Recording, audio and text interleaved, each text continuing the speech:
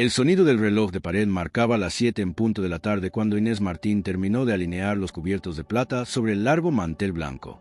El comedor, amplio y adornado con lámparas de cristal y cuadros de firma, era un escenario que no le pertenecía, aunque conocía cada rincón mejor que los propios dueños de la casa. Se movía con la ligereza de quien ha aprendido a no ser vista, a borrar su presencia tras cada huella borrada, cada mancha limpiada con meticulosidad. Don Ernesto Rivas, su empleador, vivía en una mansión ubicada en el barrio de Salamanca, rodeado de lujos y de silencios que nadie se atrevía a romper. Inés llevaba allí casi 5 años trabajando como limpiadora, contratada por una agencia, aunque su relación con esa casa era más profunda y silenciosa que cualquier contrato. A sus 24 años, Inés sabía demasiado para su edad y callaba todavía más. Su madre, Ana Martín, le había enseñado desde niña que el silencio a veces era más fuerte que cualquier grito. Habían vivido siempre juntas, en un pequeño piso alquilado cerca de Lavapiés, lejos de los barrios donde los nombres pesan. Ana nunca quiso contarle todos los detalles, pero Inés, desde muy pequeña, sospechaba que don Ernesto era algo más que un simple jefe. Lo confirmaban los silencios prolongados de su madre cuando aparecía en televisión, el modo en que evitaba nombrarlo, y las miradas fugaces cada vez que el nombre Rivas salía en conversaciones ajenas. Esa noche, la casa se preparaba para una cena distinta. No era una reunión social cualquiera. Ernesto había reunido a un grupo selecto de figuras influyentes del ámbito jurídico y político. Entre ellos, se rumoreaba que estaría el juez federal Santiago del Olmo, una figura clave en la judicatura española, conocido por su integridad inflexible. Inés había recibido instrucciones estrictas de mantenerse profesional, discreta y, sobre todo, invisible. Como siempre, pensó ella, mientras repasaba con un paño los bordes de las copas de cristal. Los invitados comenzaron a llegar poco antes de las 8. Trajes elegantes, conversaciones cargadas de formalidad y risas medidas llenaron el salón. Inés se movía entre ellos con naturalidad adquirida a base de años de práctica. Servía vino sin mirar directamente a los ojos, recogía platos vacíos antes de que alguien los solicitara. Nadie la miraba realmente, y eso, hasta esa noche, siempre había sido un consuelo. Desde el pasillo podía oír las conversaciones que se tejían como redes entre los invitados. Había temas de política nacional, decisiones judiciales recientes, murmullos sobre posibles nombramientos. Ernesto, sentado en la cabecera de la mesa, parecía en su elemento. Vestía un traje oscuro impecable, y su sonrisa tenía ese brillo de quien se sabe admirado. Pero lo que más inquietaba a Inés esa noche no eran los rostros ni las palabras. Era la presencia del juez del Olmo. Había oído hablar de él. Incluso su madre lo había mencionado alguna vez, con respeto, como si fuera uno de los pocos hombres decentes que quedaban en un mundo de trajes oscuros y verdades a medias. Inés lo observaba desde la distancia, midiendo sus gestos, sus silencios. Había algo en el que no encajaba con los demás. A las 9:30, con la cena en su punto culminante, Inés entró con una bandeja de copas. Sus movimientos eran suaves, casi coreografiados. Justo cuando se acercaba a Ernesto, él giró levemente la cabeza para señalarla. No lo vio venir. No esperó que, entre una conversación trivial y otra sobre los logros profesionales de los presentes, alguien hiciera un comentario que lo llevaría a hablar de ella. Pero eso aún no había sucedido. En ese instante, mientras se inclinaba para servir una copa más, Inés sintió por primera vez que el aire estaba por cambiar. No por lo que se decía, sino por lo que no se decía.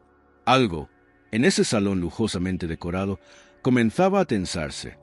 Desde la puerta del comedor, Ana Martín nunca había estado tan cerca de ese mundo, y al mismo tiempo, tan lejos. Pero no lo sabía aún. Nada estaba dicho todavía. La noche aún guardaba sus cartas. El ambiente estaba impregnado del aroma a vino tinto reserva y del perfume caro de las invitadas. Las conversaciones fluían con la cadencia de quienes se sienten seguros en un círculo cerrado, donde cada palabra se mide para impresionar y cada risa se calcula para no romper el decoro. Inés, con la bandeja en las manos, se desplazaba entre las sillas con la precisión de quien sabe que un paso en falso puede convertirse en un espectáculo que no le pertenece. En la mesa, el murmullo de voces se elevó cuando un hombre de mediana edad, con corbata burdeos y gafas de montura dorada, preguntó con aire distraído, pero cargado de intención, si todos los presentes eran del mismo nivel que el anfitrión. Hubo un instante de silencio, breve pero perceptible, antes de que Ernesto Rivas respondiera. Se inclinó hacia atrás en su silla, esbozó una sonrisa amplia, con un gesto de la mano, señaló hacia donde Inés servía la última copa. Ella no, dijo con voz clara, lo bastante alta para que le escucharan todos. Ella es solo una limpiadora. La frase cayó como un cubo de agua fría para Inés. El cristal, la copa que sostenía, vibró apenas entre sus dedos, y tuvo que sujetarla con más fuerza para evitar que temblara. La reacción de la mesa fue inmediata, una risa generalizada, suave en algunos, descarada en otros, mezclada con miradas de complicidad entre quienes compartían el mismo concepto de jerarquía. No todos se reían con malicia, pero la condescendencia flotaba en el aire como un perfume persistente. Sin embargo, una figura permaneció inmóvil, sin la más mínima curva en los labios. El juez Santiago del Olmo fijó la vista en Ernesto y luego en Inés. Sus cejas se fruncieron apenas, lo suficiente para que su expresión pasara de la neutralidad cortés al desagrado evidente. Con un movimiento repentino, se levantó de la mesa, provocando que la silla raspase el suelo. El gesto atrajo la atención inmediata de todos, pero lo que heló la estancia fue el sonido de una copa de vino cayendo al suelo y rompiéndose en 1000 fragmentos. Nadie se movió durante unos segundos. Santiago, sin mirar el desastre que acababa de provocar, caminó lentamente hacia Inés. Ella lo miró con cautela, intentando mantener la profesionalidad, aunque el calor subía por su rostro. Cuando estuvo frente a ella, habló en un tono bajo, pero audible para los más cercanos. ¿Cómo es tu nombre completo? Inés dudó, pero respondió con un hilo de voz. Inés Martín. El cambio en el rostro del juez fue sutil, pero innegable. Su mirada se volvió más intensa, como si en esa respuesta hubiera encontrado una pieza de un rompecabezas que llevaba años incompleto. No dijo nada más. Se limitó a mantener ese contacto visual por un segundo más, antes de apartarse y dirigirse hacia la salida del salón. El murmullo entre los invitados comenzó de inmediato, preguntas en voz baja, conjeturas apresuradas. Ernesto, intentando recuperar el control de la situación, soltó una risa forzada. «Disculpad, el juez tiene sus peculiaridades», comentó, sin mucha convicción, mientras hacía un gesto a uno de los camareros para que recogiera los fragmentos de cristal. Pero el momento ya había dejado una grieta en la perfecta fachada de la velada. Inés, aún con la bandeja en las manos, sintió que cada paso que daba hacia la cocina pesaba más que el anterior. En el pasillo, fuera de la vista de los invitados, apoyó la espalda contra la pared y respiró hondo, intentando procesar lo ocurrido. No entendía por qué el juez había reaccionado así, pero estaba segura de que no había sido simple cortesía. En la mesa, las conversaciones intentaron retomar su cauce habitual. Algunos invitados comentaban anécdotas, otros aprovechaban para cambiar de tema, pero la tensión seguía flotando. Ernesto, más serio de lo habitual, intercambiaba miradas con un par de hombres situados a su derecha, como si compartieran un lenguaje silencioso de preocupación. Poco después, la cena concluyó. Algunos invitados se retiraron temprano, alegando compromisos al día siguiente. El juez del Olmo no regresó. En su lugar, un asistente recogió su abrigo del vestíbulo y se lo llevó, dejando un murmullo de especulación a su paso. Nadie preguntó directamente a Ernesto qué había pasado, pero todos parecían ansiosos por comentarlo en otro lugar, lejos de esas paredes. En la cocina, mientras recogía los últimos platos, Inés escuchó fragmentos de conversación de los camareros contratados para la noche. «Ese juez no es de los que se andan con tonterías», dijo uno mientras apilaba vasos. «Si se ha levantado así, algo gordo hay». «Sí», y se fijó en ella como si la conociera de antes, añadió otro, bajando la voz. Inés se hizo la desentendida, pero las palabras se le quedaron grabadas. No sabía si sentirse aliviada o inquieta por la reacción del juez. Lo único seguro era que su vida, hasta ese momento ordenada y discreta, había cambiado de dirección con una sola frase y una copa rota. Esa noche, cuando salió de la casa y caminó hacia la parada del autobús, el aire frío de Madrid le golpeó el rostro. Apretó la bufanda alrededor de su cuello y repasó mentalmente cada gesto, cada mirada. No entendía todavía qué significaba, pero intuía que esa escena no iba a quedarse en una simple anécdota para los invitados. Había algo más profundo, algo que aún no alcanzaba a ver, y que probablemente ya estaba en marcha. No lo sabía, pero el nombre que acababa de pronunciar ante el juez había abierto una puerta que no se cerraría fácilmente. El eco de los pasos de Santiago del Olmo resonaba en el pasillo alfombrado mientras se alejaba del salón principal. No se despidió de nadie. Atravesó el vestíbulo con un gesto rápido al personal que custodiaba la entrada y salió a la calle, donde la noche madrileña se cerraba fría y silenciosa. El aire helado no le aclaraba las ideas. Al contrario, hacía que su mente trabajara con más rapidez. No era común que algo lo descolocara en un evento social, y menos en presencia de colegas y figuras del poder. Pero escuchar ese nombre había sido como recibir un golpe inesperado en el pecho. El conductor que lo esperaba junto al coche oficial le abrió la puerta, pero Santiago levantó la mano para indicar que quería caminar un tramo antes de irse. Necesitaba ordenar lo que acababa de suceder. Se alejó de la mansión, internándose por una calle lateral, mientras su memoria empezaba a reconstruir imágenes que creía archivadas desde hacía más de 2 décadas. Ana Martín la recordaba joven, con un rostro de fortaleza oculta y una mirada que siempre parecía contener una historia que no se atrevía a contar. La había conocido en circunstancias complejas, cuando un caso delicado había puesto bajo escrutinio a Ernesto Rivas. Él entonces era un abogado en ascenso, con una habilidad inquietante para manipular la verdad sin que pareciera mentira. En aquel tiempo, Santiago había sido un juez recién nombrado, con un entusiasmo por la justicia que aún no había sido desgastado por los años. Se encontró con Ana como testigo clave de una denuncia que, de prosperar, podría haber cambiado el rumbo de la carrera de Rivas. Pero, misteriosamente, ella se retiró del caso. No lo hizo por miedo visible, sino con una firmeza extraña, como si hubiera aceptado una derrota que en realidad no era suya. Nadie supo exactamente por qué, aunque se murmuraba que hubo un acuerdo extrajudicial que nunca se registró oficialmente. Esa noche, en el salón de Ernesto, ver a la joven que llevaba su apellido materno y escuchar Inés Martín lo había devuelto de golpe a ese punto de su vida. Las coincidencias no eran tantas. La edad, el parecido sutil en ciertos gestos, la relación laboral con el propio Ernesto, todo encajaba demasiado bien como para ignorarlo. No era del tipo de hombre que creía en las casualidades cuando había poder y secretos de por medio. Mientras tanto, en el comedor de la mansión, los invitados trataban de recomponer la velada. Ernesto mantenía una conversación forzada con un diputado sentado a su derecha, pero su atención estaba en otra parte.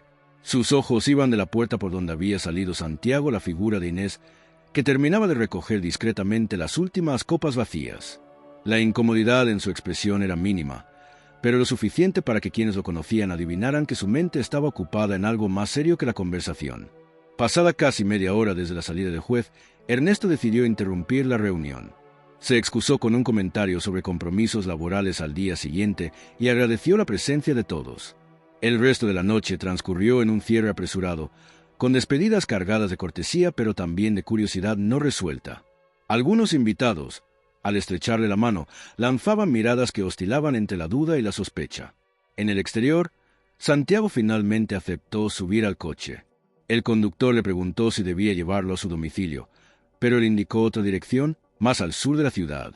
No iba a dejar pasar la noche sin obtener respuestas. No sabía si encontraría a Ana en la dirección que recordaba, pero algo le decía que no había cambiado de barrio.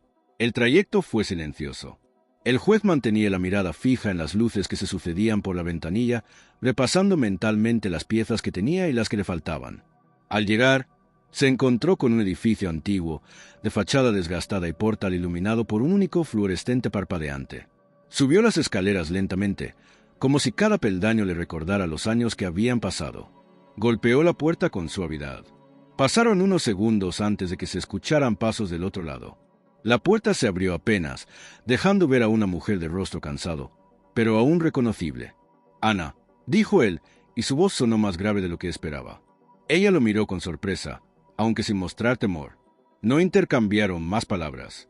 El juez asintió levemente, como si con ese gesto pidiera permiso para hablar más adelante, y se marchó sin añadir nada. No era el momento, pero había confirmado algo. Ana seguía allí, y probablemente seguía guardando el mismo silencio de siempre. De regreso a su casa, Santiago tomó la decisión de actuar con cautela. La cena en casa de Ernesto no había sido un simple encuentro social, y la actitud de Rivas, junto con la reacción de Ana al verlo, eran señales de que había una historia pendiente. Sabía que reabrir viejas heridas podía tener consecuencias, pero la sensación de que esta vez había una oportunidad distinta era más fuerte que cualquier advertencia interior. Esa noche, antes de dormir, hizo una llamada breve a un contacto de confianza en la policía judicial. No dio demasiados detalles. Solo pidió información actualizada sobre Ernesto Rivas y cualquier registro, oficial o no, relacionado con el nombre de Ana Martín. Colgó sin explicar más. Se permitió un último pensamiento antes de apagar la luz. Inés no sabía aún que su vida estaba a punto de entrelazarse con un pasado que había sido cuidadosamente enterrado. Pero pronto, Muy pronto lo descubriría. La mañana siguiente amaneció gris, con una fina llovizna que empañaba los cristales de pequeño piso donde vivían Inés y Ana. El ruido de los coches en la calle se mezclaba con el aroma del café que Ana preparaba en la cocina. Inés aún llevaba el cuerpo tenso por la incomodidad de la noche anterior. No era solo el comentario de Ernesto lo que la inquietaba, sino la extraña reacción del juez del Olmo. No entendía qué había visto en ella para acercarse de esa manera y marcharse sin dar explicaciones. Se había levantado más temprano que de costumbre, con la idea de salir a hacer un par de recados y así despejar la mente. Pero cuando estaba a punto de ponerse el abrigo, el timbre sonó. El sonido retumbó en el silencio matinal con un eco inesperado. Ana, que aún no se había sentado a desayunar, se quedó inmóvil unos segundos antes de ir a abrir. Inés, desde el pasillo, percibió un leve cambio en el rostro de su madre al ver quién estaba al otro lado de la puerta. «Señora Martín», dijo Santiago del Olmo, de pie en el rellano, con un gesto respetuoso pero serio. Vestía de manera informal, con un abrigo oscuro o bufanda gris, aunque mantenía esa presencia firme que imponía incluso sin toga. Ana abrió la puerta del todo, apartándose para que él pudiera entrar. No parecía sorprendida de verlo, pero sí algo incómoda. Cerró la puerta con suavidad y le indicó el salón. Inés, curiosa, se asomó desde el pasillo, pero Ana la detuvo con una mirada que no admitía réplica. «Ve a la cocina, hija. Esto es solo una conversación breve». Inés obedeció a medias. Caminó hasta la cocina, pero dejó la puerta entornada lo suficiente para escuchar, aunque fuera en fragmentos. Se oyó el roce de las sillas cuando ambos se sentaron. La voz de Santiago fue la primera en romper el silencio. «Ana, han pasado muchos años, pero creo que sabes por qué estoy aquí». Hubo un silencio tenso antes de que ella respondiera. «No voy a remover lo que ya quedó atrás, Santiago. Lo que hice, lo hice para proteger a mi hija».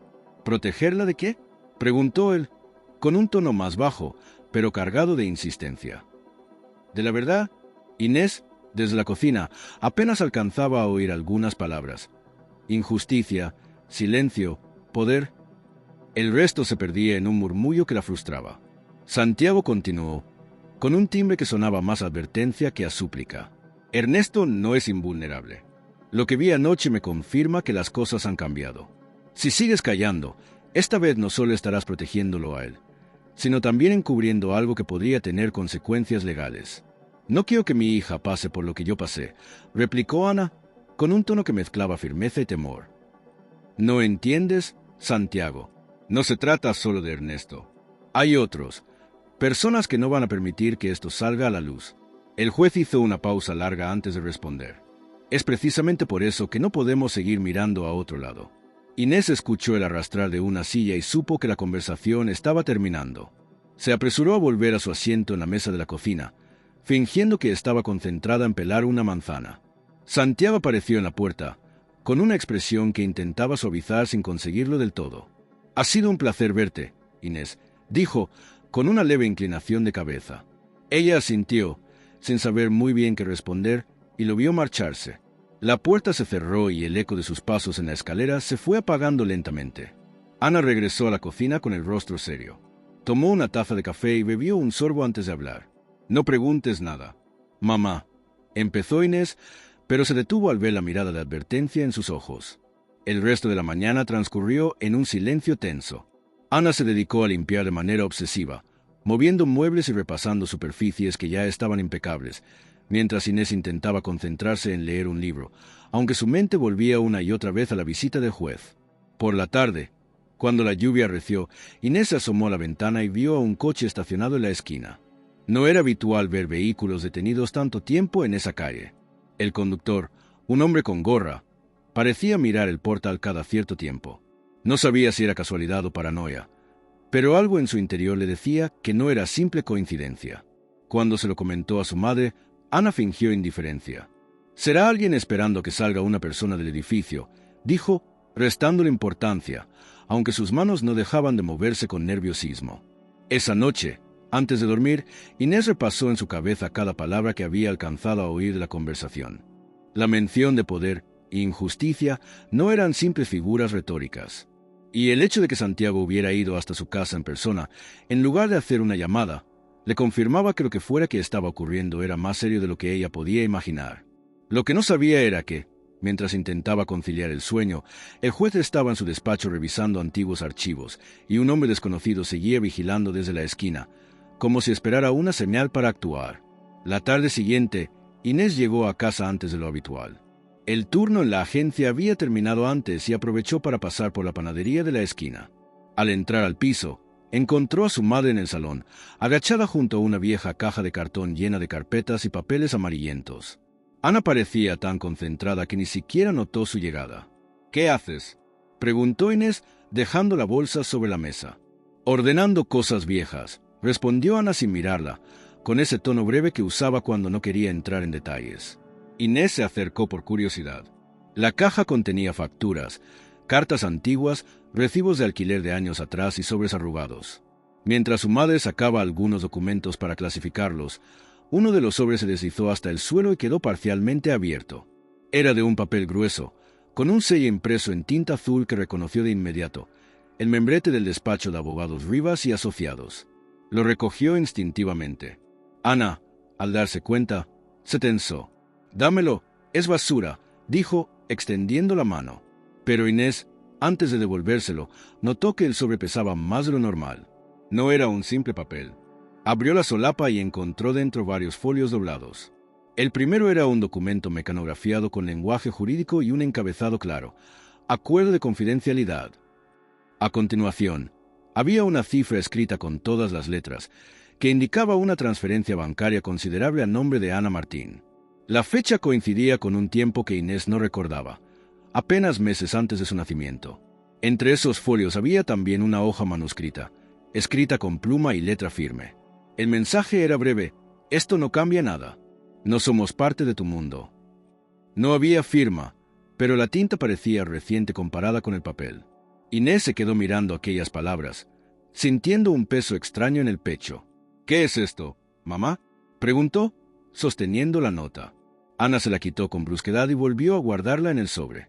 «Cosas que no tienen importancia ahora». «Claro que tienen», insistió Inés. «Esto es el despacho de Ernesto, ¿verdad?». Ana la miró fijamente, con esa mezcla de cansancio y advertencia que usaba para frenar discusiones. «No te metas en esto». Inés respiró hondo, tratando de contener la frustración. No era la primera vez que su madre esquivaba una pregunta directa, pero ahora había pruebas físicas de que algo grande se había negociado años atrás. Y lo que más le inquietaba era la certeza de que ese acuerdo, ese dinero y esa nota formaban parte de la historia que ella no conocía. Ana recogió la caja con determinación y la llevó a su dormitorio, cerrando la puerta detrás de ella. Inés quedó sola en el salón, con la bolsa de pan todavía sobre la mesa. Encendió la televisión para distraerse, pero las noticias parecían girar en torno a temas que, de un modo u otro, tocaban a su padre biológico: declaraciones de abogados conocidos, menciones a casos recientes, debates sobre corrupción en la judicatura. Todo le sonaba demasiado conectado. Cuando Ana volvió al salón, actuó como si nada hubiera pasado. Se sentó en el sofá y comenzó a hablar de cosas triviales: el precio de la fruta, el clima, un rumor sobre una vecina. Inés apenas respondió. Su cabeza seguía anclada en el sobre y en las palabras escritas a mano. Más tarde, cuando su madre se fue a dormir, Inés se quedó sola en la penumbra del salón. Escuchó el goteo de la lluvia contra la ventana y el zumbido del frigorífico desde la cocina. Se preguntó cuántas decisiones de su vida habían estado condicionadas por ese pacto silencioso del que ahora tenía pruebas tangibles. No sabía si Ana había aceptado el dinero, pero por la presencia del documento en su casa estaba segura de que lo había guardado, quizá como un recordatorio, quizá como una amenaza latente. La imagen de Ernesto Rivas, impecable en sus trajes y rodeado de gente poderosa, se mezcló con la de su madre en ese salón modesto, escondiendo papeles como si fueran dinamita. Y en medio de todo, ella, sin haber sido consultada nunca. Esa noche apenas pudo dormir, no solo por las preguntas sin respuesta, sino porque intuía que lo que había encontrado no era una simple curiosidad del pasado. Era una pieza que, en las manos adecuadas, podía abrir una puerta que todos parecían empeñados en mantener cerrada. Y aunque aún no lo sabía, pronto alguien más se enteraría de la existencia de ese sobre. El teléfono fijo sonó a media tarde, cuando la luz plomiza de Madrid entraba oblicua por la ventana del salón y el olor a lejía aún flotaba en el aire. Ana secó las manos en un paño y descolgó con un diga que intentó sonar neutro. Inés, desde la cocina, reconoció de inmediato la pausa al otro lado de la línea ese segundo en el que alguien se prepara para herir. La voz de Ernesto llegó nítida, grave y afilada como una cuchilla recién pasada por piedra. No levantó la voz, no necesitó hacerlo para imponer la sensación de que cada palabra iba a quedarse pegada a la pared. Preguntó por Ana con un tono de confianza que no tenía derecho a usar, y sin rodeos fue al asunto. Había oído que un juez había aparecido por el barrio, que había viejos fantasmas paseando nombres que convendría dejar en paz, que el pasado se había vuelto caprichoso. No mencionó a Inés por su nombre, la llamó la chica, como si borrarla del lenguaje pudiera borrarla del mundo. Ana le respondió con frases cortas, procurando no dar más información de la necesaria. Pero él no llamaba para preguntar, llamaba para delimitar un territorio. Si se te ocurre abrir la boca, dijo finalmente, recuerda que yo también sé cosas, y que los papeles que guardas pueden meterte en un problema más grande del que imaginas. No juegues a ser mártir. Luego colgó con un clic seco que dejó a Ana con el auricular en la mano y la mirada perdida en la ventana. Inés se acercó despacio, tocó el antebrazo de su madre y notó el temblor pequeño, clandestino, que a veces se instala en los músculos cuando el miedo decide quedarse. «Era él, ¿verdad?», preguntó, aunque no necesitaba confirmación. Ana asintió una vez y volvió a guardar el paño, como si el gesto mecánico pudiera restituir el orden del día. No hubo llanto, solo un silencio que pesaba más que cualquier grito. Inés pensó en el sobre del despacho, en la esquina de la letra de esa nota que se había quedado grabada como una cicatriz, y sintió una mezcla de rabia y lucidez que le ordenó observarlo todo. El reloj, las sombras en la pared, el ruido de una moto en la calle, como si reunir detalles fuera a servirle más adelante. La tarde no les dio tregua.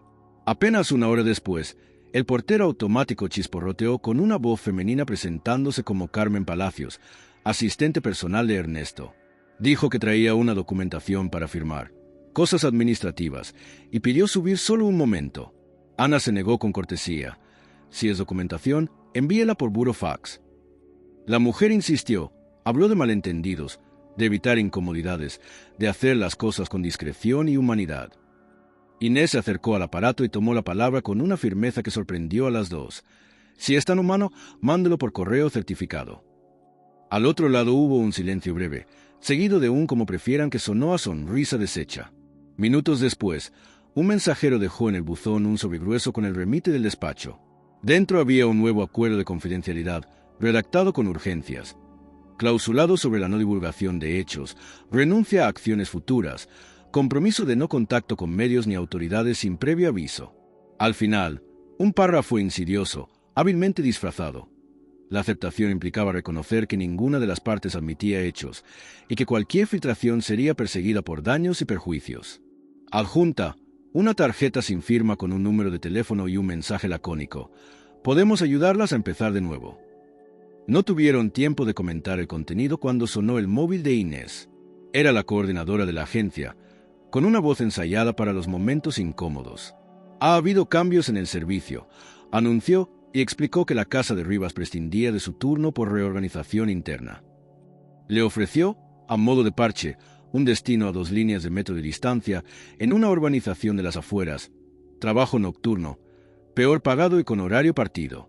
Inés comprendió sin más que aquello no era una reorganización, sino un castigo preventivo, una manera de apartarla del epicentro y marcar territorio. Agradeció la propuesta, pidió 24 horas para pensarlo y colgó. Luego miró a su madre y entendió que lo que estaba sucediendo ya no residía únicamente en las palabras. El poder había pasado a la fase práctica. Decidieron salir a tomar aire, caminar sin rumbo por lavapiés como tantas tardes en las que la respiración se atasca. La calle estaba húmeda y olía a castañas asadas. A la altura de la plaza, Inés notó de nuevo un coche oscuro aparcado en batería.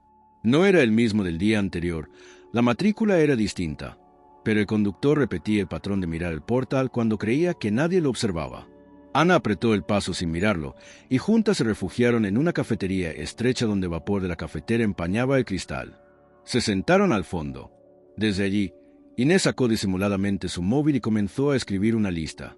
No de tareas, sino de hechos, llamada de Ernesto, intento de visita del asistente, burofax pendiente, propuesta de traslado, coche sospechoso. Ponerlo por escrito le devolvió una sensación de control mínima, pero suficiente para no rendirse al vértigo.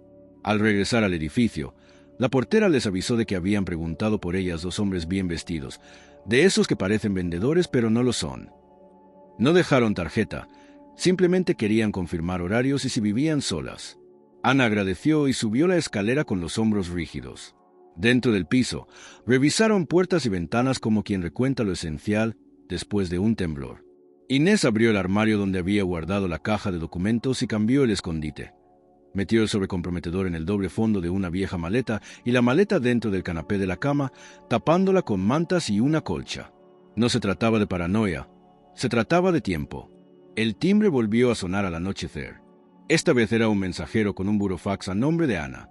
Firmaron en el telefonillo y subieron el sobresellado, pesado como un ladrillo.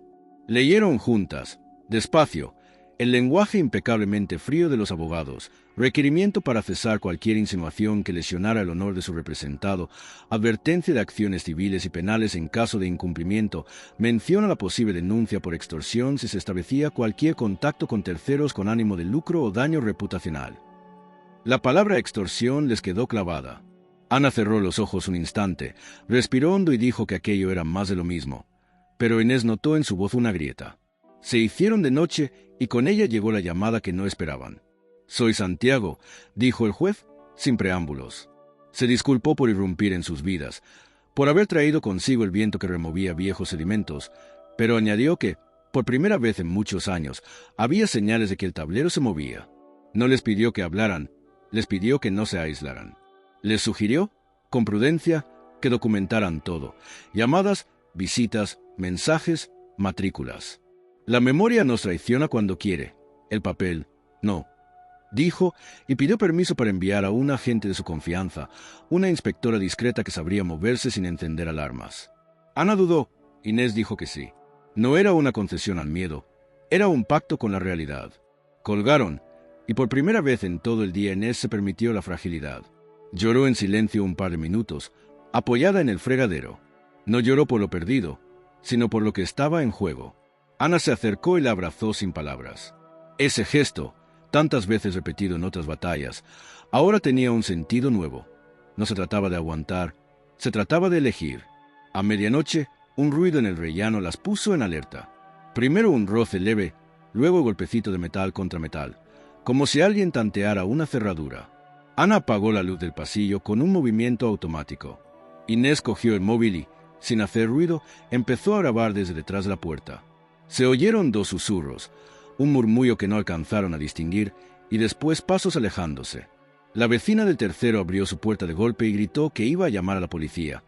El eco desbarató la maniobra y el ascensor descendió con prisa. Inés, con el corazón desbocado, guardó la grabación y canceló la llamada de emergencias por miedo a montar un escándalo inútil, pero prometió enviar el audio a Santiago por la mañana. No durmieron. Hablaron en susurros de planes que siempre habían pospuesto: cambiar de cerradura, avisar a un par de amigos, buscar asesoramiento independiente. Inés abrió el portátil antiguo y escribió un documento con fecha y hora donde describió cada incidente del día, con nombres y detalles, como un diario de guerra. Al final, añadió una frase sencilla: no aceptaremos ningún acuerdo sin verdad. Lo imprimió en el papel timbrado barato que aún tenían desde el último trámite del alquiler y lo guardó en la misma carpeta donde antes hubo miedo. Al amanecer, antes de que la ciudad terminara de despertar, Inés tomó una decisión que le asomó a la voz en forma de afirmación serena. No iba a permitir que la definieran con silencios ajenos ni con amenazas envueltas en papel caro. Se vistió con ropa cómoda, recogió el pelo, metió en una mochila el cuaderno, el burofax, el audio grabado, una fotocopia de su DNI y la tarjeta con el número sin nombre. Preparó café para las 2 y miró a su madre con una claridad nueva.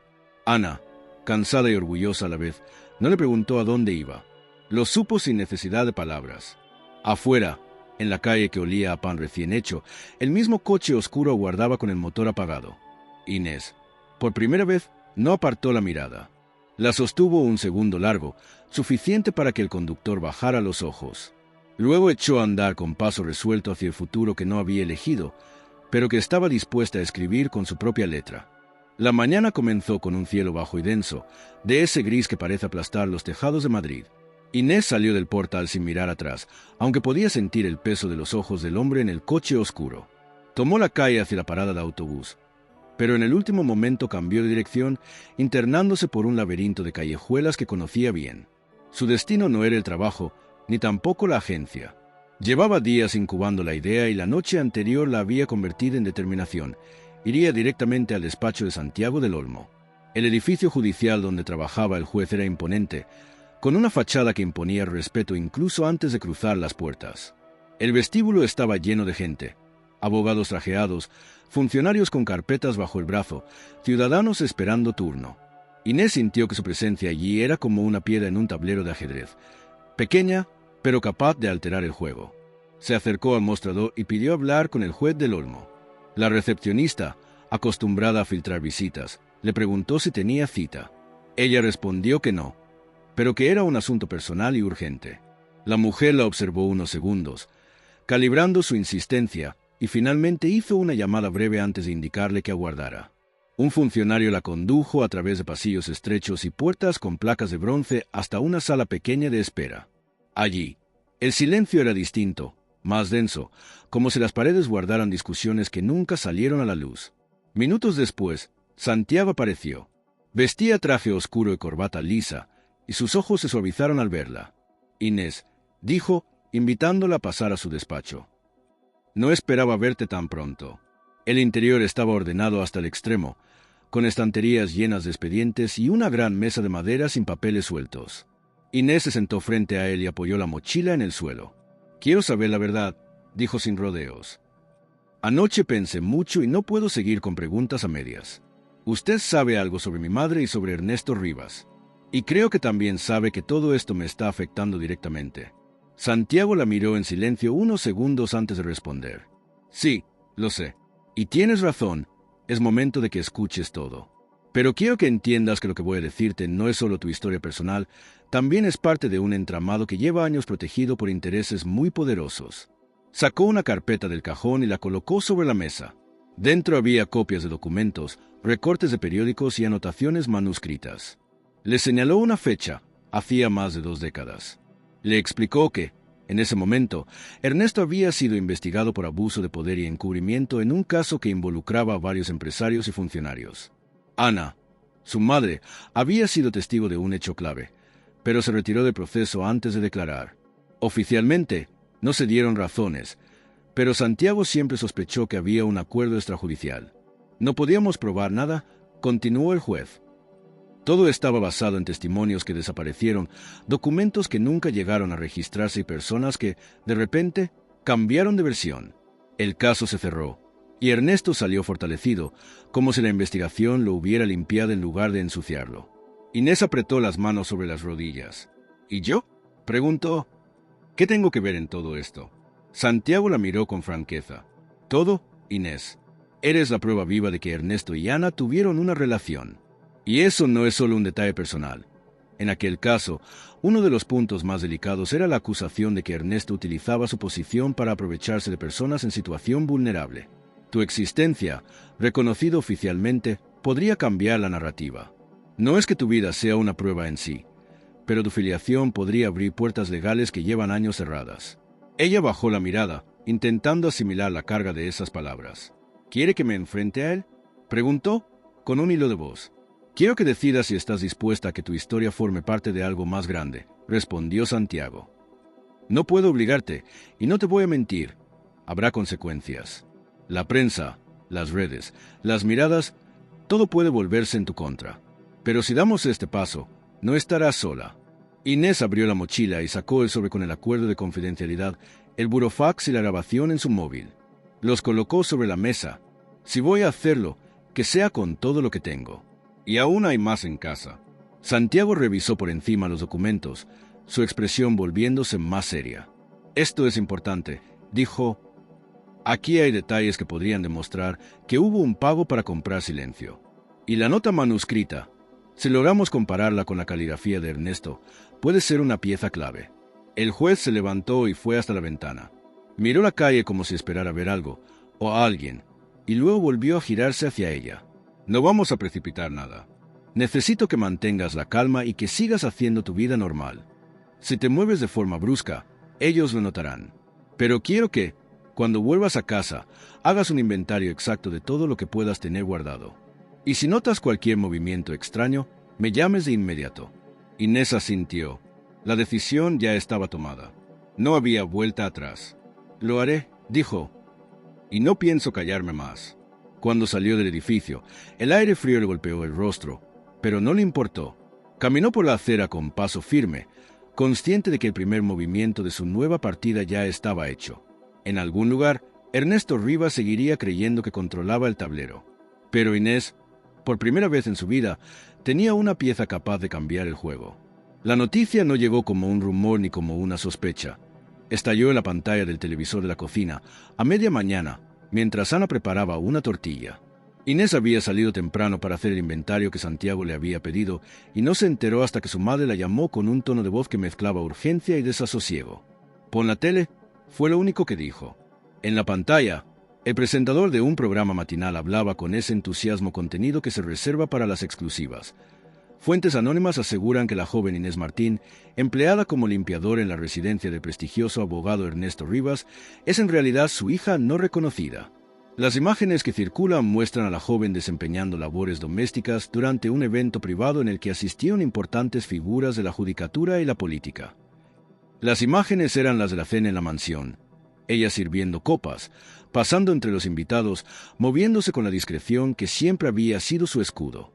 No había audio, pero las cámaras, probablemente de un teléfono, captaban con claridad su rostro y el momento en que Ernesto señalaba en su dirección. El resto era edición.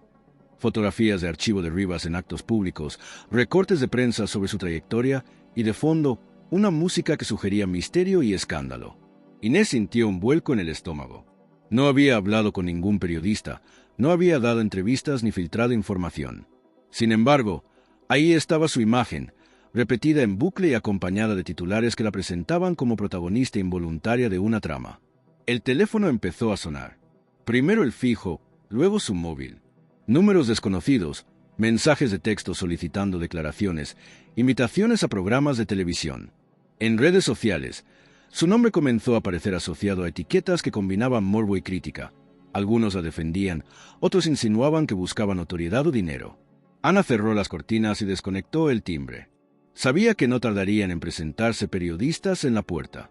Inés, todavía en shock, se preguntaba cómo habían obtenido esas imágenes. La respuesta era evidente.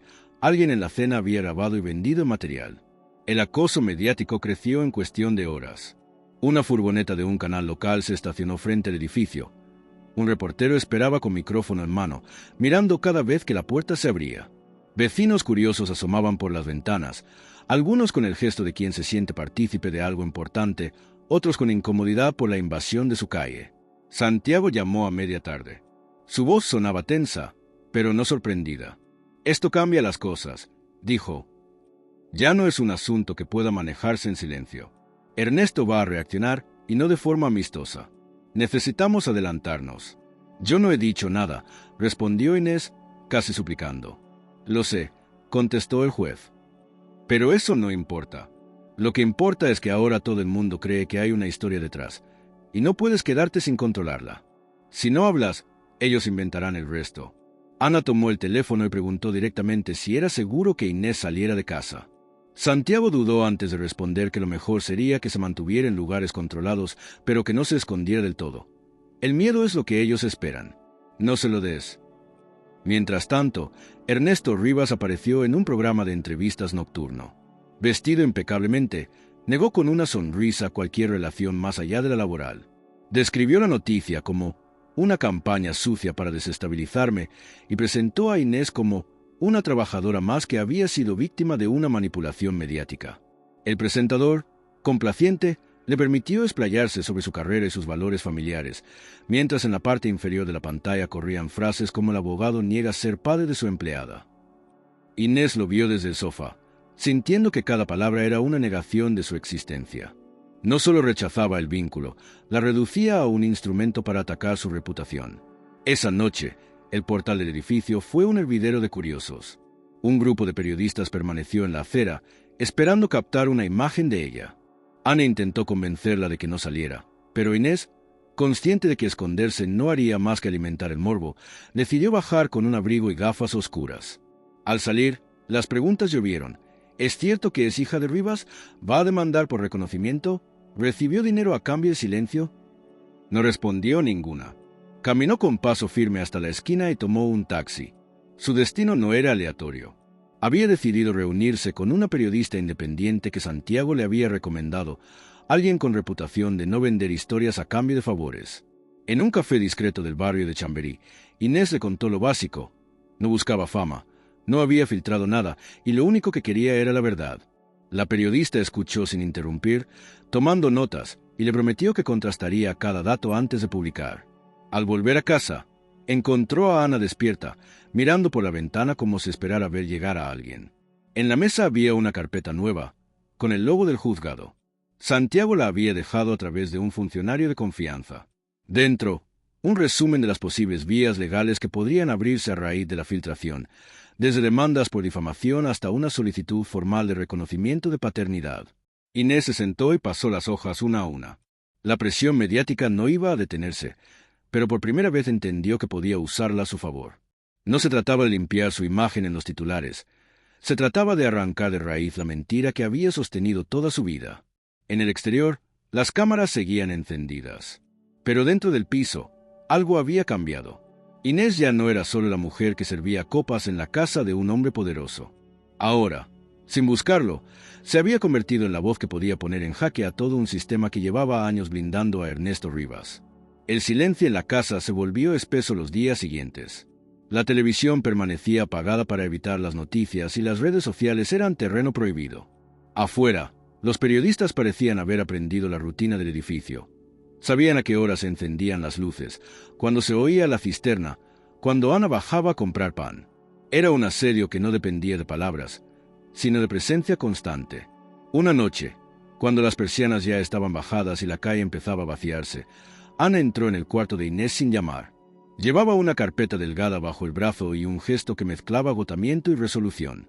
Se sentó en la cama, en el borde, mirando un punto fijo en el suelo, como si necesitara sostenerse antes de hablar.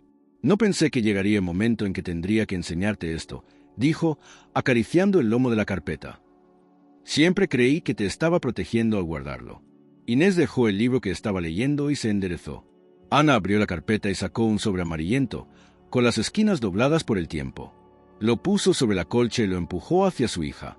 «Es una carta», continuó. «La escribió Ernesto antes de que nacieras. La guardé todo este tiempo porque, aunque no cambiaba nada en la práctica, era la única prueba que tenía de que él sabía la verdad desde el principio». Inés abrió el sobre con cuidado. Dentro había una hoja de papel de calidad gruesa, escrita a mano con una caligrafía segura. La fecha era de 6 meses antes de su nacimiento. El texto era breve, directo, y cada palabra parecía pesar más de lo que ocupaba. «Reconozco que el hijo que Ana Martín espera es mío. No deseo que este hecho sea de conocimiento público, pero me comprometo a proporcionar asistencia económica y garantizar que no le falte nada. Confío en que nuestra relación permanezca en el ámbito privado, para evitar daños a mi vida personal y profesional».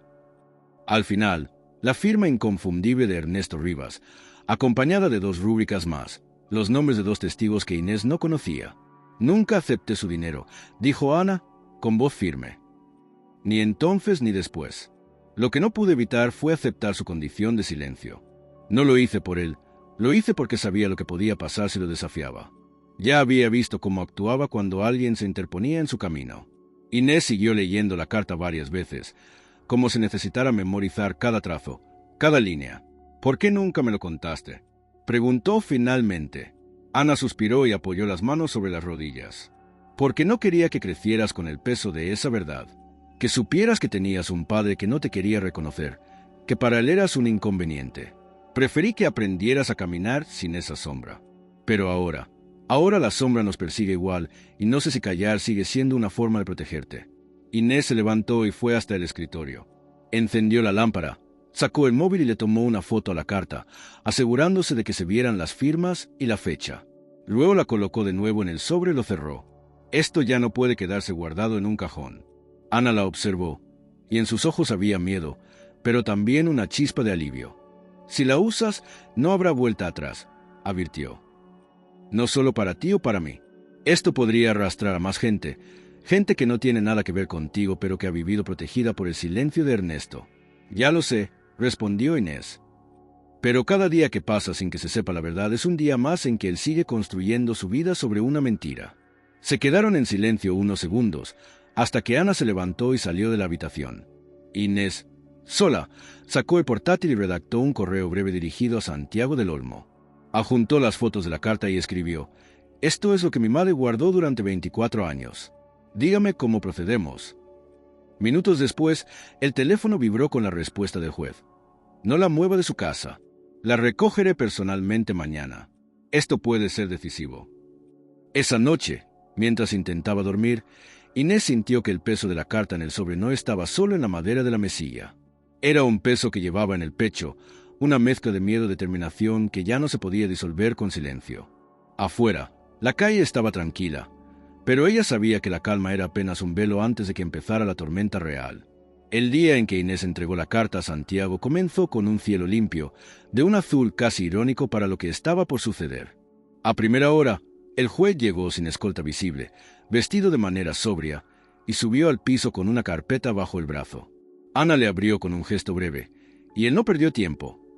Guardó el sobre original en un maletín de fierro metálico, tomó nota de la procedencia y pidió a ambas que se prepararan para una citación formal. «Esto ya no es una investigación preliminar», dijo, con el tono de quien pronuncia una sentencia. «Vamos a abrir procedimiento. Y el hecho de que la prensa haya adelantado parte de la historia nos obliga a hacerlo con absoluta transparencia». La audiencia preliminar se fijó para la semana siguiente. Durante esos días, los medios multiplicaron sus especulaciones. Algunos canales hablaron de la hija ilegítima que amenaza la reputación de un abogado de élite, otros cuestionaban las motivaciones de Inés, insinuando que todo era una maniobra para obtener dinero. Santiago aconsejó no responder públicamente a ninguna acusación. «La única respuesta que importa será en la sala», insistió. El día señalado, el edificio judicial estaba rodeado de cámaras. Los fotógrafos captaban cada movimiento. El de Ernesto llegando en un coche de alta gama, escoltado por su equipo legal. El de Inés y Ana subiendo por la escalinata acompañadas por Santiago, incluso de ciudadanos curiosos que se detenían para mirar. Dentro, la sala de audiencia se llenó antes de que comenzara la sesión. Había periodistas acreditados, abogados, funcionarios y algunos observadores de organizaciones cívicas. El juez instructor, distinto a Santiago para evitar conflictos de interés, abrió la sesión con un repaso del caso. Se investigaba la posible falsificación de declaraciones patrimoniales, el encubrimiento de hechos relevantes para procesos judiciales pasados y la existencia de un pacto de silencio que podía constituir coacción. La carta que Inés había aportado se aceptó como prueba documental y su autenticidad sería verificada por peritos calígrafos. Cuando llamaron a Ernesto a declarar, su estrategia fue la negación rotunda. Vestía un traje impecable, su voz no temblaba y cada respuesta estaba calculada para proyectar control. Afirmó que la carta era una falsificación y que no conocía a los testigos que figuraban en ella. Sostuvo que todo formaba parte de un intento coordinado para dañar su carrera justo cuando se encontraba negociando un importante contrato internacional. Pero su seguridad se agrietó cuando comenzaron a desfilar los testimonios. El primero fue el de un antiguo empleado de su despacho, un hombre de cabello canoso que trabajó como administrativo en los años en que Inés nació. Con voz pausada, relató cómo había visto a Ernesto reunirse varias veces con Ana, y cómo una de esas reuniones terminó con la entrega de un sobresellado que nunca pasó por la contabilidad oficial de la empresa. Después declaró una antigua secretaria que, visiblemente nerviosa, confirmó que había mecanografiado un acuerdo de confidencialidad con el nombre de Ana Martín, aunque nunca se registró formalmente. Dijo que había recibido órdenes explícitas de destruir la copia, pero que conservó una página como precaución. Aquella página, arrugada y amarillenta, coincidía palabra por palabra con el documento que Inés había encontrado en casa. El momento más tenso llegó cuando Santiago presentó el sobre metálico y pidió autorización para leer en voz alta la carta original. La sala, que hasta entonces murmuraba entre intervenciones, se quedó en un silencio expectante. El juez instructor asintió, y Santiago leyó cada línea con un tono neutro, dejando que las palabras hablaran por sí solas. Al llegar a la firma de Ernesto, varios periodistas levantaron la vista de sus cuadernos, conscientes de la fuerza de esa prueba. Ernesto intentó interrumpir, alegando que aquello era una manipulación, pero el juez lo detuvo con un golpe seco del mazo. Se ordenó la incorporación de la carta al expediente y se programó la pericia caligráfica para las siguientes horas. Mientras tanto, en los pasillos, la tensión se sentía como electricidad estática. Ana permanecía junto a Inés, en silencio, pero con una postura erguida que transmitía más resistencia que miedo. Sabía que aquella exposición pública tenía un precio, pero también que era la única vía para romper el cerco de tantos años. La sesión se cerró al caer la tarde, con la sensación de que las piezas del caso comenzaban a encajar. Los medios, al salir, ya no hablaban solo de rumores, mencionaban documentos firmados y testimonios coherentes. Ernesto salió rodeado por sus abogados, sin detenerse ante ninguna pregunta. Inés, en cambio, aceptó decir una sola frase antes de subir al coche que la alejaba de las cámaras. No busco venganza, busco verdad. Esa frase se repitió en noticiarios y titulares digitales durante toda la noche, marcando el tono de lo que vendría. Por primera vez, la historia ya no se contaba solo desde el despacho de Rivas. Ahora, la sala de audiencia se había convertido en el escenario donde la verdad comenzaba a ganar terreno. El tercer día de audiencia comenzó con un murmullo distinto. Entre los periodistas se comentaba que un nuevo testigo había solicitado declarar de forma voluntaria. El juez instructor, que hasta entonces había seguido un calendario cerrado, aceptó incluirlo por la relevancia del nombre que había aparecido en la solicitud: don Miguel Cebrián. La sola mención del apellido produjo un ligero revuelo. No se trataba de un ciudadano cualquiera. Cebrián había sido socio de Ernesto Rivas en la primera etapa de su despacho, antes de que éste creciera y se convirtiera en un referente de la abogacía madrileña. Sin embargo, hacía más de 15 años que ambos no aparecían juntos en ningún acto. Los medios recordaban su ruptura como una separación discreta pero irreversible, alimentada por rumores de desacuerdos éticos. Miguel Cebrián entró en la sala caminando con paso lento, apoyado en un bastón. Su cabello, completamente blanco, contrastaba con el traje azul oscuro que aún conservaba la elegancia de otra época. Saludó al juez con un leve sentimiento y pidió dirigirse directamente a los presentes antes de responder preguntas. «No vengo por obligación legal», comenzó, con voz grave pero clara. «Estoy aquí porque, durante demasiados años, me he mantenido al margen de asuntos que sabía injustos. No lo hice por miedo a Ernesto, sino por respeto a mi familia y a la estabilidad que creía proteger. Pero lo que vi en estos días me ha recordado que el silencio también es una forma de complicidad». Relató cómo, en la época en que trabajaban juntos, supo de la relación entre Ernesto y Ana. No hablaba de rumores, sino de reuniones privadas a las que asistió en más de una ocasión, intentando convencer a su socio de que asumiera la paternidad de Inés. Dijo que incluso había propuesto un acuerdo que no afectara la reputación pública del bufete, pero que Ernesto lo rechazó con el argumento de que reconocer a esa niña sería abrir la puerta a que cualquiera cuestionara su integridad. «Nunca entendí cómo alguien podía separar así la vida profesional de la personal», continuó Cebrián. «Para mí, un abogado que no es capaz de ser honesto en su casa tampoco puede serlo en un tribunal». El juez le pidió que especificara si alguna vez presenció la firma de documentos relacionados con Ana Martín. Cebrián asintió. Recordó un día concreto, en el despacho de Ernesto, donde se redactó un escrito que él mismo revisó y en el que constaban compromisos económicos. Aunque no firmó como testigo, aseguró que la carta presentada en esta causa coincidía con lo que leyó entonces. La defensa de Ernesto intentó desacreditarlo, insinuando que hablaba movido por rencor profesional y que su memoria podía estar contaminada por el paso del tiempo. Cebrián, sin perder la calma, respondió que había guardado durante años una agenda personal con anotaciones diarias. De su bolsillo sacó un cuaderno de tapas de cuero, gastado en las esquinas. Lo abrió en una página marcada y leyó una nota escrita a mano. «Reunión con ERM, documento privado. ER no cede en reconocimiento público». La fecha coincidía exactamente con la de la carta. El impacto en la sala fue inmediato. Algunos periodistas escribían frenéticamente, otros levantaban la vista para captar las reacciones. Ernesto, hasta entonces sentado con una postura de control, se inclinó hacia sus abogados y murmuró algo entre dientes. El juez aceptó el cuaderno como indicio y ordenó su análisis para verificar autenticidad de tinta y papel. No era una prueba definitiva, pero reforzaba el valor de los documentos ya presentados. Cuando la declaración terminó, Cebrián se puso en pie y se dirigió a la mesa donde estaba Inés. La miró unos segundos, sin necesidad de palabras, y asintió con un gesto breve antes de salir escoltado por un funcionario. Ella sintió que, por primera vez, alguien del círculo íntimo de Ernesto se atrevía a romper la barrera del miedo. En los pasillos, la presencia de Cebrián acaparó la atención. Los reporteros lo persiguieron hasta la salida, pero él no respondió a ninguna pregunta. Solo dijo una frase, lo suficientemente alta para que las cámaras la captaran. «La verdad no prescribe».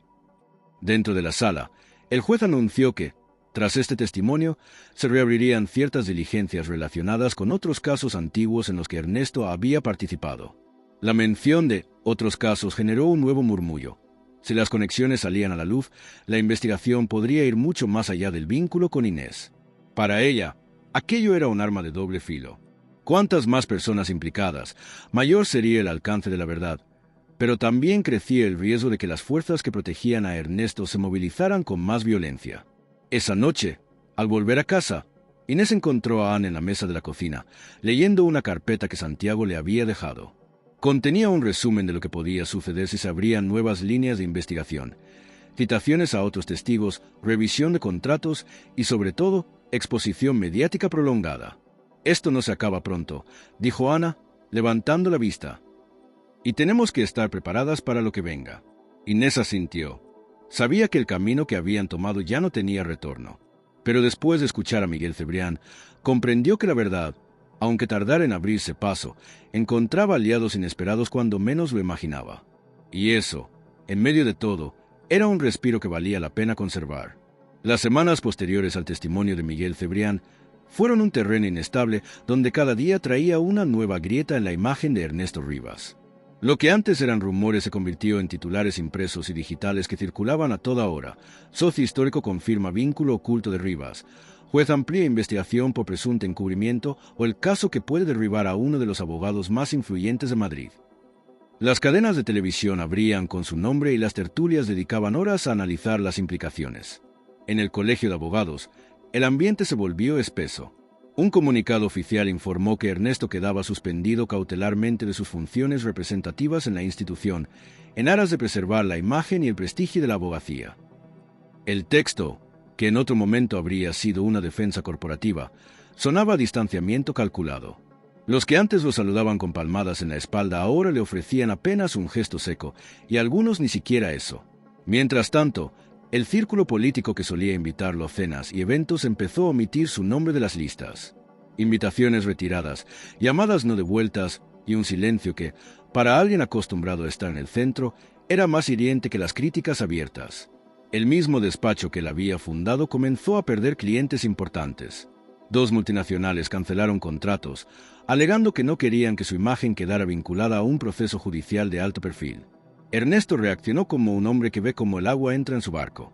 Intentó maniobrar en los medios, filtrando entrevistas a periodistas afines y publicando artículos de opinión donde se presentaba como víctima de una persecución. Sin embargo, cada declaración era respondida con nuevas filtraciones de documentos y con el avance implacable del caso. Inés, por su parte, vivía una doble realidad. Por un lado, la presión mediática seguía. Cámaras en la puerta, mensajes en redes sociales, algunos de apoyo y otros cargados de insultos. Por otro, comenzaba a recibir muestras de solidaridad de personas que habían pasado por situaciones similares. Mujeres que le escribían para contarle cómo habían criado a sus hijos en silencio, sin reconocimiento ni ayuda, y cómo veían en ella una voz que se atrevía a romper esa dinámica.